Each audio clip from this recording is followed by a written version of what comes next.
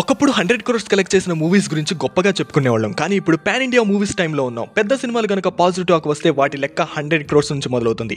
ఆ తర్వాత 1000 crores అనేది కేక్ వాక్ అయిపోయింది. ఇప్పుడు పాన్ ఇండియా మూవీస్ లో 1000 crores కలెక్ట్ చేసిన మూవీస్ లిస్ట్ విషయానికి వస్తే number 1 Dangal. Just 70 crores budget తో తీసిన ఈ మూవీ ఫుల్ రన్ కంప్లీట్ అయ్యేసరికి 2050 crores కలెక్ట్ చేసి ఇప్పటికీ నెంబర్ 1 ప్లేస్ లో కంటిన్యూ అవుతుంది.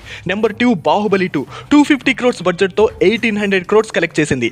నెంబర్ 3 RRR 550 crores బడ్జెట్ తో ఫుల్ రన్ లో 1300 crores కలెక్ట్ చేసింది. నెంబర్ 4 KGF 100 crores బడ్జెట్ తో 1250 crores కలెక్ట్ చేసింది. నెంబర్ 5 జవాన్ 300 బడ్జెట్ తో 1150 crores కలెక్ట్ చేసింది.